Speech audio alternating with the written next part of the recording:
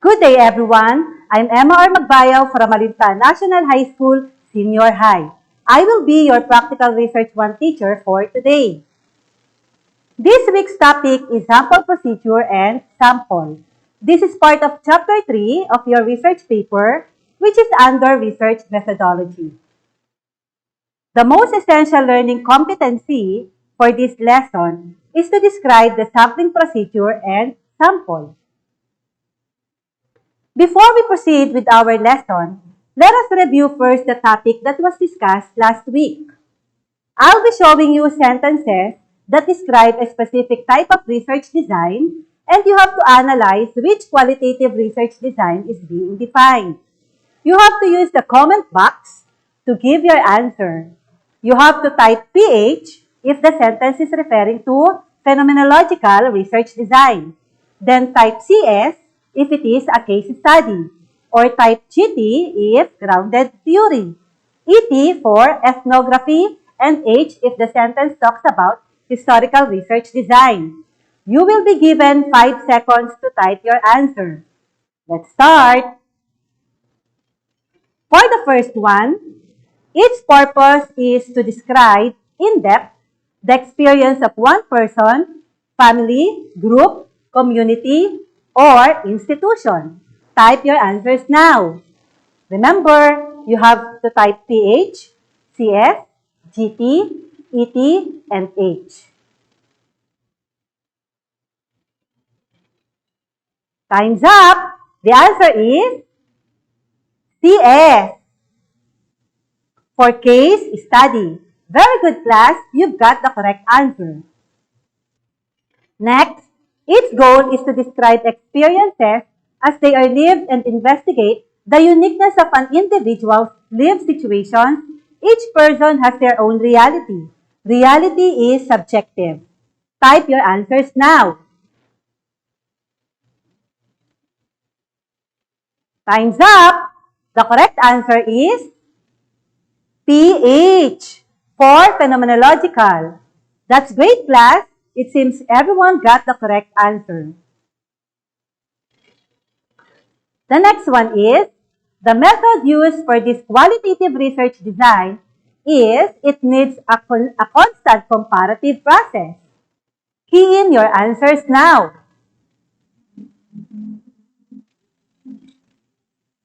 And the correct answer is GT for grounded theory. That's great. The majority got the correct answer. For the next one, it is a special kind of case study that involves a study of a certain cultural group in which you obtain knowledge about the characteristics, organizational setup, and relationships of the members. Start typing your answer now.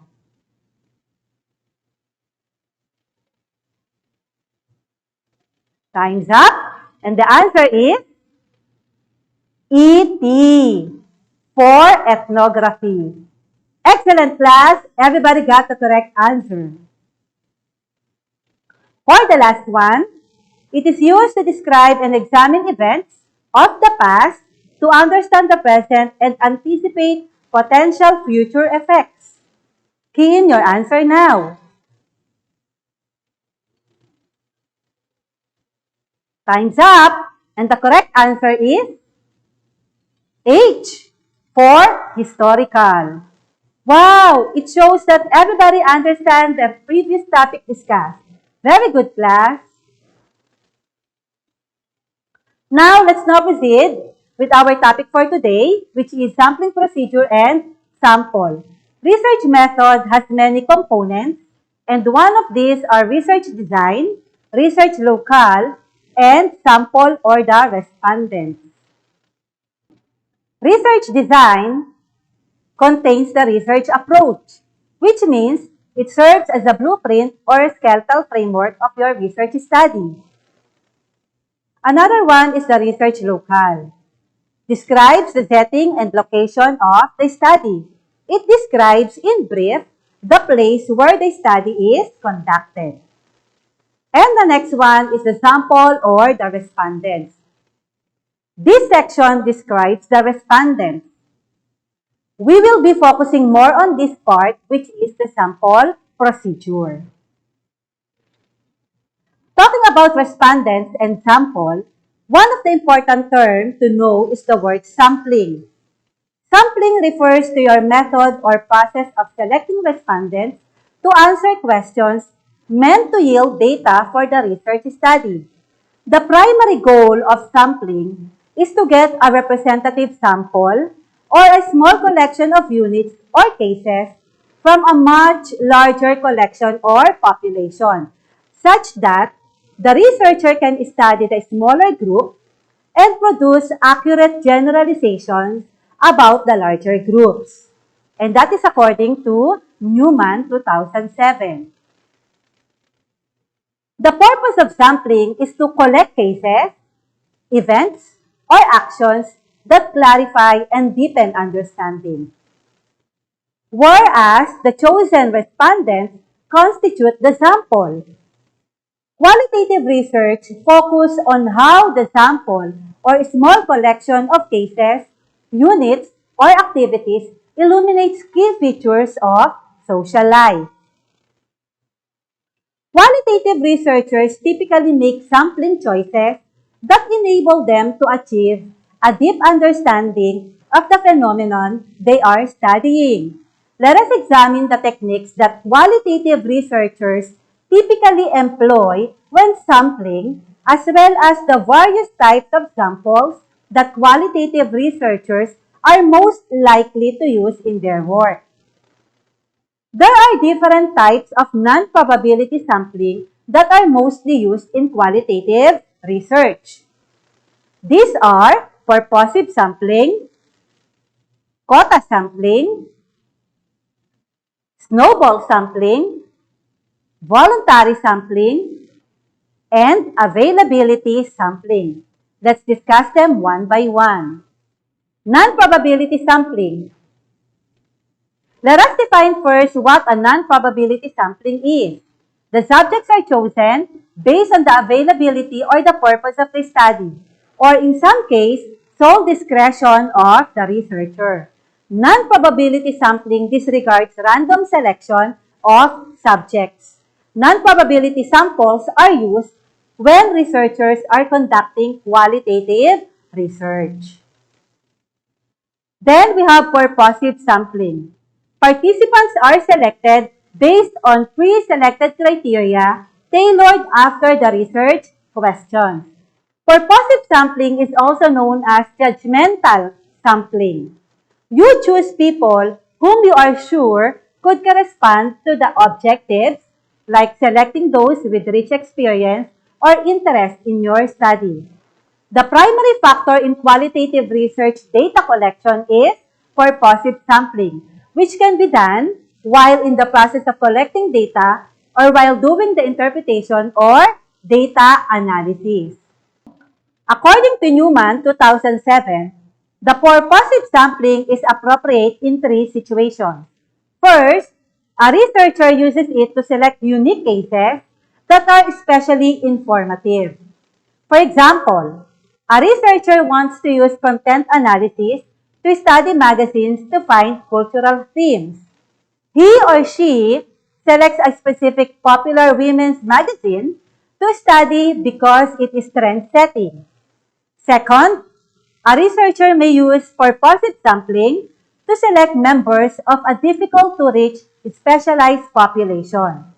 Third, a researcher wants to identify types of cases for in-depth investigation. Then we have quota sampling. It is a sampling technique whereby participant quota are preset prior to sampling. You choose sample members possessing or indicating the characteristics of the target population. Quota sampling sample a population that has been subdivided into classes or categories. You resort to quota sampling when you think you know the characteristic of the target population very well. Using a quota or a specific set of persons whom you believe to have the characteristic of the target population involved in the study is your way of showing that the sample you have chosen closely represents the target populations as regards such characteristics. The next one is the snowball sampling. It is also known as chain referral sampling. In this method, the participants refer the researcher to others who may be able to potentially participate in the study. Similar to snow expanding widely or rolling rapidly, this sampling method does not give a specific set of examples. This is true for a study involving an unspecified group of people. It does not give a specific set of samples. Any group of people is possible. Just like the snow, expanding and accumulating at a certain place, this sampling procedure is free to obtain data from any group of people. You tend to increase the number of people to form the sample of your study. Then the voluntary sampling. The subjects are volunteering to constitute the sample. Since the subjects you expect to participate in the sample selection are the ones volunteering to constitute the sample, there is no need for you to do any selection. The last one is the availability sampling. It is any people that show a willingness to respond to your questions that you automatically consider as respondents. The willingness of a person as your subject to interact with you counts a lot in this non-probability sampling method. If during the data collection time, you encounter people walking on a school campus, along corridors, or along the park, or employees lining up at an office, and these people show a willingness to respond to your questions, then you automatically consider them as your respondents. So, we're done with our discussion. Before I give you the quiz, let us recap the important key points of our topic for today.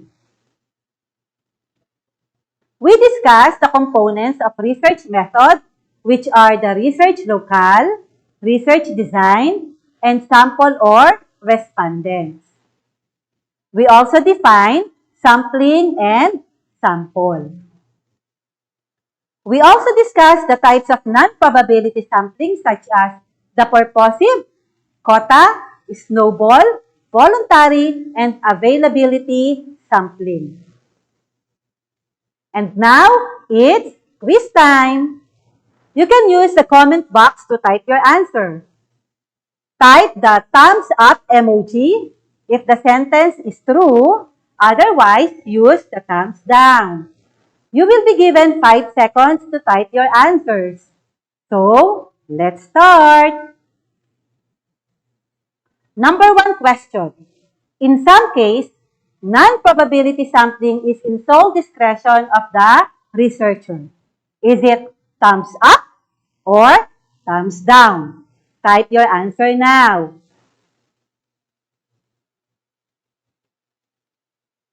Oops, time's up. So the answer is thumbs up. Wow, that was great. Everybody got the correct answer. For number 2, in quota sampling, you choose sample members possessing or indicating the target population's characteristics. Is it thumbs up or thumbs down? Type your answer now in the comment box. Okay, time's up. The answer is thumbs up. Very good, grade 11. You got it right. For number 3, it is said that the chosen respondents constitute the sampling. Is it thumbs up or thumbs down? Key in your answer now. Time's up. The answer is thumbs down. Because it's not the sampling, but the sample. Good job, class! You got it right. For the next one, purposive sampling is also known as chain referral sampling. Is it thumbs up or thumbs down? Enter your answer now. Okay? The correct answer is thumbs down again. The chain referral sampling is the snowball sampling and not the purposive sampling. Amazing! Grade 11, you got the correct answer. For the last one, the method used in snowball sampling is that the participants refer the researcher to others who may be able to potentially participate in the study. Is it thumbs up or thumbs down? Type your answer now. Okay, and the answer is thumbs up. Excellent, grade 11. Everyone got the correct answer. It shows that you understand the topic today. You are now equipped to answer the activities on your learning packet. Be ready for the follow-up discussion to be conducted by your own Practical Research 1 teacher. You will learn more about sample procedure to your teacher's discussion. Continue to learn, continue to do research. These are the references used for today's discussion. Let me leave you this quote about qualitative research by James P. Spradley. I want to understand the world from your point of view. I want to know what you know in the way you know it. I want to understand the meaning of your experience, to walk in your shoes, to feel things as you feel them, to explain things as you explain them. Thank you so much, grade 11 students. Once again, this is your Practical Research 1 teacher, Ma'am Emma Magbayaw. Have a nice day.